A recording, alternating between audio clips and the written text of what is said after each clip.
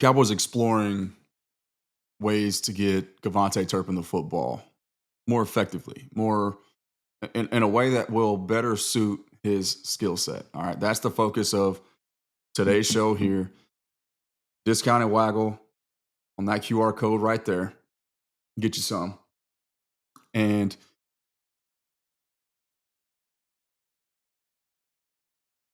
dissecting how you could potentially have, and the Cowboys will place 2 athletes, 40-yard dash athletes, two of them on the field. But both of those players will be the third and fourth best and or most explosive weapon on their offense when, in fact, they are out there together. And that won't be their most common personnel deployment, but it is a sub package that they will use and that they will deploy. We dissected that. The emphasis, obviously, here placed upon the usage of Kavontae Turpin. The second player, I don't know if I mentioned his name, Jaydon Blue, by the way, is who I was referring to. But Kavontae Turpin specifically, there's something very interesting that I found, and I think you guys will appreciate it and enjoy this. So I just wanted to run this by you and see what you guys think. Get what you guys think. And by the way, I'm Lando from the Lando Show. All right. And this is Sports Below the Surface. I am inevitable. Sometimes development can be loud. Sometimes it's subtle. But for Kavontae Turpin, though, it was absolutely subtle. But now it's finally starting to scream loud at us. If just so long as you know where to look. And I didn't really know where to look. I'll be candid about that. I was just deep diving, exploring. Okay, how were they utilizing him? What can they do better to utilize him more efficiently in the future? Right. And so for years, guys, under Mike McCarthy, it never really felt like the Cowboys had any sort of nuanced or layered rushing attack. Okay, I don't think I'm breaking news when I say that. Y'all feel me with that frustration. Like, there's finally going to be an actual identity in the running game, one that doesn't just establish physicality and control football games, but also perfectly marries to the passing game. Okay, right. In the past, right, with the McCarthy regime, it was almost, and he even mentioned this a time or two, it was checking a box essentially to eclipse a certain number of completions plus rushing attempts. And I think that's sort of the fallacy within the old school West Coast system, was trying to, or at least from McCarthy's perspective, I don't know if he just took that too far. And that's where you saw an overemphasis on, slants and speed outs and stop routes, even hitches and curls. And then just run game with no purpose. For instance, right, stagnant gun run, basically with Dak in the gun and any particular running back next to him, right? So I mentioned here in this article, Dak operating from a shotgun so frequently actually limited what they could accomplish on the ground, right? And we will, of course, take that. That's a different discussion, okay? I don't have all the time that I want right now to take you guys behind the scenes on that, but we're going to dissect that much more throughout the offseason, okay, how this team can take the next step offensively. Okay, this is one of the ways, but for today's show, we're focusing on Kavontae Turpin, okay? So here's what you got to know.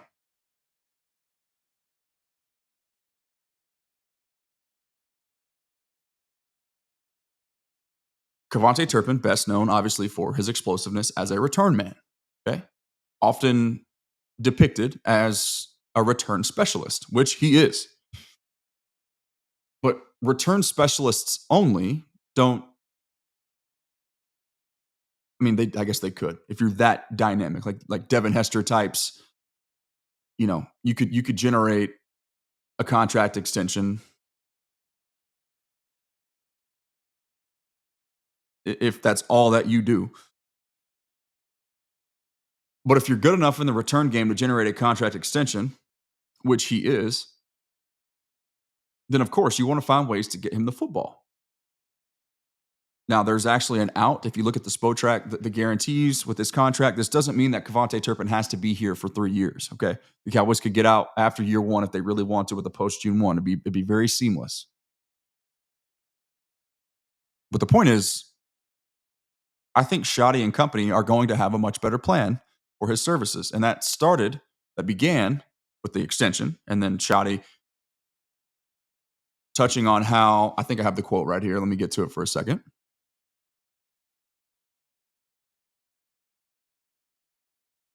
Here it is right here. Shoddy, so he already openly discussed Turpin's readiness for an expanded workload. And if early offseason tea leaves mean anything, we're going to see both Turpin and Blue on the field at the same time more often than people realize. And then Shoddy himself openly acknowledged Turpin's evolution. So here's his quote, okay? I think he's a dynamic weapon. I can't say enough about his growth and the understanding of the football scheme over the last couple years. The game-changing plays that he's made for us, dynamic weapon, once again, he says. There's really nothing he can't do. Nothing he can't do, huh?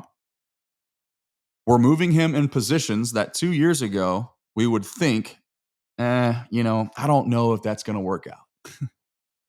Incredible talent, but it's awesome to see him maturing as a football player.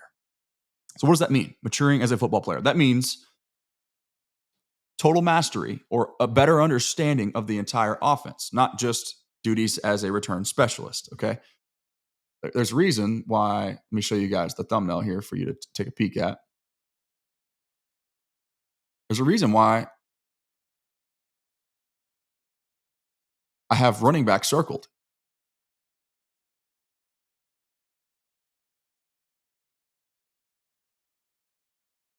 We got the kick return and the punt return and the receiver stuff down a little bit. He caught the ball a lot more than he had in years prior. But now it's also getting him easier touches, simplifying the approach. And here's what the Cowboys did.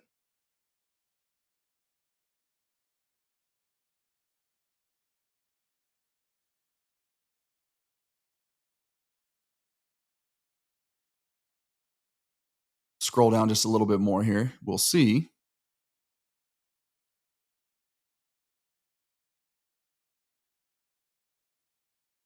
his most significant impact in 2024 could come from the backfield.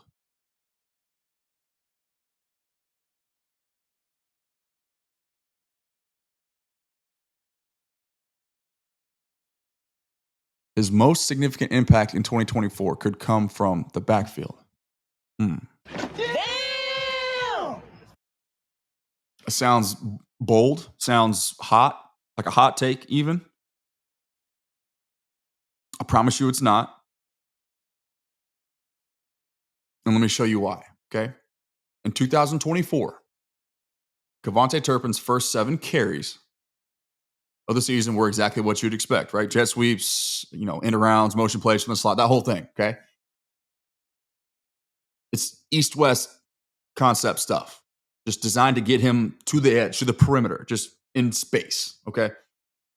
But that result, end-arounds and jet sweeps, I had every single clip, by the way, posted, but Twitter actually locked my account until I deleted it because I guess they don't like that many consecutive plays in a row of a paywall source, right? The NFL Plus Pro, where you can take a look at the all 22 film and stuff like that. So I'll figure out a way to get that to y'all to show you, to better contextualize exactly what I'm saying. But just know the result of those jet sweeps and end arounds, his first 7 carries of the season, netted 21 total yards at 3 yards per carry. Okay, 3 yards per carry is about as bad as you can possibly be in the NFL. The standard is about 4.5. That's average. And just also, by the way, something, just a little pill, a hard to swallow pill for the Dak Prescott critics and naysayers to swallow. And once again, he's certainly not innocent, okay? But my issue is that people only blame him when it's a collective effort here, the ultimate team sport. The Cowboys, in their 3 most recent playoff losses, 2 to the Niners, 1 to the Packers, all 3 a cumulative roughly 3 yards per carry in those 3 losses. Okay, be pissed at Dak all you want. But just acknowledge or be willing to look at the sum of its parts. The ultimate team sport. Okay. Anyway, 21 yards per carry, 3 yards total for Kavontae Turpin's first 7 carries of the season. Cowboys noticed this. It's part of having your analytics staff, part of having a forward-thinking offensive coordinator who's now potentially your head coach. Turpin's next 5 carries came from a different look entirely. All right, he lined up in the backfield more. So it wasn't this motioning from the slot, like a shallow motion and pre and at snap motion from the slot, getting him the ball on the move. It was no, let's just have him actually in the backfield, giving him a two-way go. That's part of the frustration with having Dak in the gun with the running back next to him, is that you are sort of eliminating one side of the field that you could potentially run to. So you're reducing the guessing game for the defense to some extent. That's part of the frustration. But like I said, we're going to dive more into that.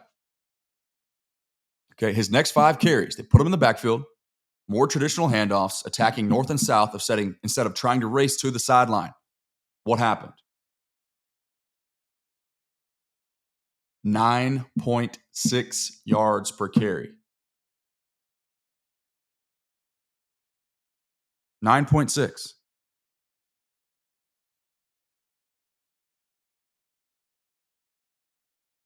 Just because I love y'all, I'm going to give you some background music here. And then I'm going to actually go, because I realized I forgot to include the total yardage. It's not totally necessary here, but I'm going to do it anyways, just so you guys have better context. Okay, evaluating getting him the ball in motion, pre and or at snap, juxtaposed to in the backfield. We're going to add it up here in real time for you, because I don't remember what the number was off the top of my head, but I'm about to figure it out and I'll show y'all. And then I got to bounce.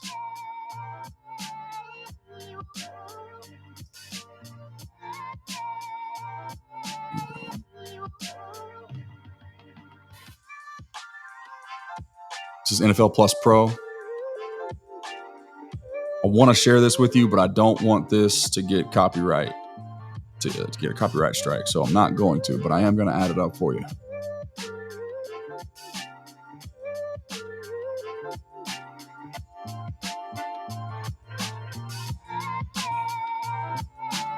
Regular season,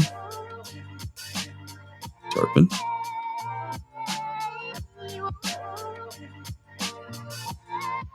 Rushing.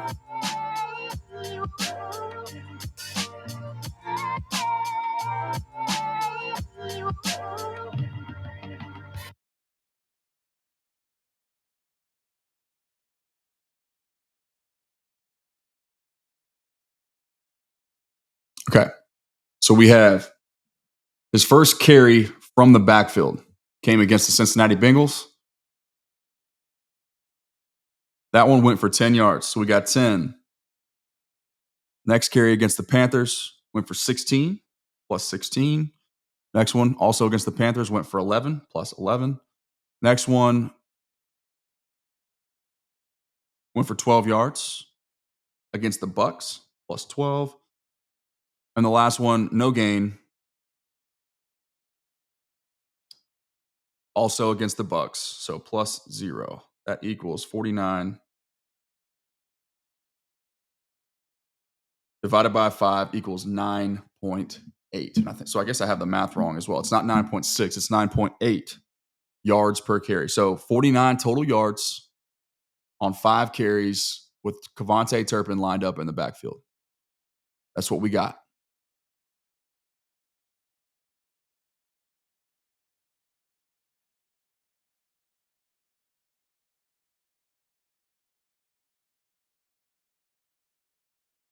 When he's facing the defense, All right, let me get this off the screen.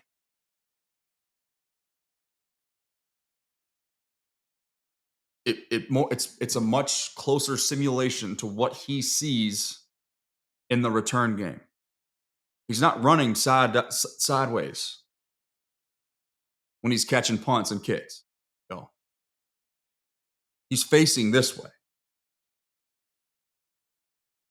with his momentum going that direction.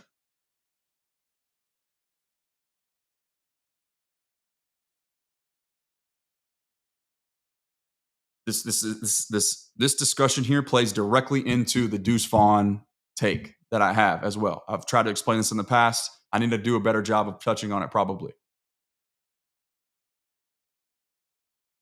The league, it's a constant, ever evolving chess match, right? The defense is pivoted to keep up with the modern spread and tempo systems, aerial attacks.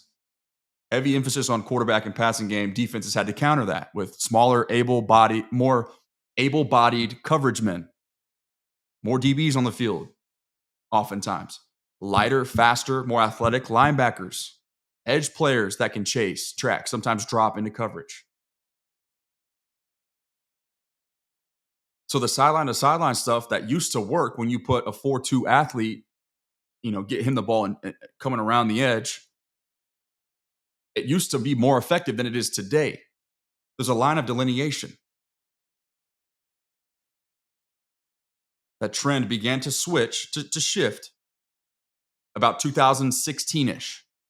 Like the explosive offenses, it's been a steady decline. Explosive plays in the National Football League were peaked all time in 2014. It's been a steady decline ever since. Why? Because defenses are catching up. That's why I've been so emphatic about the Cowboys changing their philosophy, their identity into a physical approach. Modern spread, quick game into the flat, that stuff, the whole old school West Coast philosophies, quick slants, speed outs, and stops. That stuff doesn't work anymore, or as well as it used to. It's effective, and there's obviously a time and a place, but that can't be your foundation. Not now, not in 2024, 2023, 2022. You've got to have an identity on the ground. Heavy personnel, Kyle Juszczyk, George Kittle. Receivers that can block. Brandon Ayuk, Deebo Samuel. Think of the 49ers. Think about the Rams, what Cooper Kupp was known for. He was an extension of the offensive line, right? One of the better blocking and most willing run blockers in the game. You can't play for Sean McVay if you can't dig people out of the edge. Puka Nacua, same thing. Okay, the evolution, right? Pendulum swinging back. I'm going to try to sum this up quickly. Physicality, run game, bigger bodies. So offenses are now countering the defense's counter of getting lighter, faster, more athletic in coverage. So teams now are starting to say, okay, let's pivot back. Offenses, I mean. 2 tight ends. Downhill rushing attack. Receivers who can block. All that stuff, guys. You'll see that reflected in my offense roster or starting lineup roster projection. It's already out on CowboysCountry.com. Brevin Spanford is in my lineup as a starter over Luke Schoonmaker. Luke Schoonmaker doesn't have a sponsor in the building anymore. Brevin doesn't either, but that just goes to show you politics aren't going to play a role in who is starting, who is touching the football, who is seeing the most snaps. Not with this coaching staff. Creating competition, that was first and foremost. If politics played a part, we would all just, Cowboys Nation would have said Brock Hoffman's the answer at right guard to replace a Hall of Famer. And y'all would have laughed at me for everything that I said in response to that. Okay, Kavontae Turpin and Deuce Vaughn.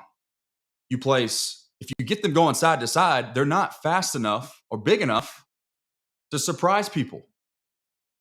Okay, you put little people who are quick and short area quick, that's their superpower. You put them behind a downhill rushing attack and let them find the holes. Make the defense guess and sift through all the traffic. If they're running sideways, it's much easier to track because they're in one spot. It's a one-way go. When you have to stack, shed, and also dissect and try to track a guy who is the smallest man on the field, Deuce Vaughn and Kavontae Turpin, you got problems. Downhill with a smaller person can be effective. But it's why you saw, the whole point is physical.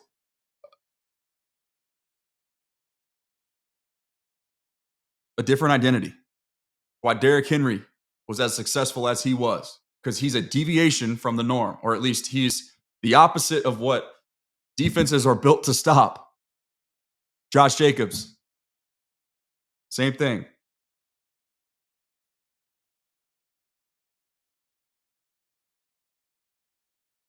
There's a much larger emphasis now, trending upward in the running game. Okay, but when you put Kavontae Turpin in the backfield, it's a much closer simulation to what he's used to seeing when he's catching punts and kicks. That's the basis. That's the premise. I'm going to continue to dive deeper because I want to know more, but I know that I'm on the right track here.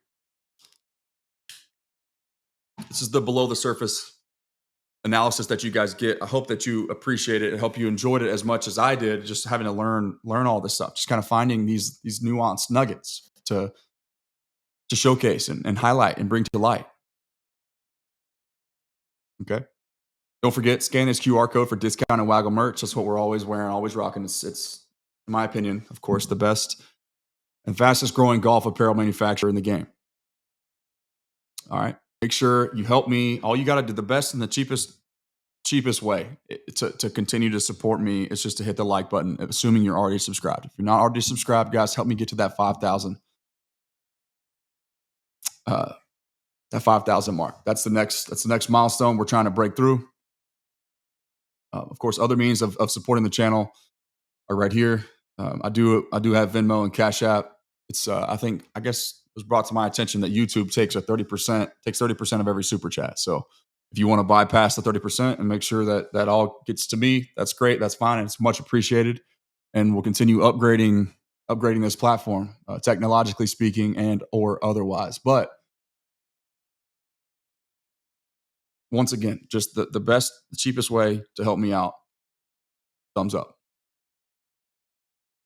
That's how we continue to grow. That's how we break through. We eclipse that 5,000 mark and continue north the 70 plus thousand and counting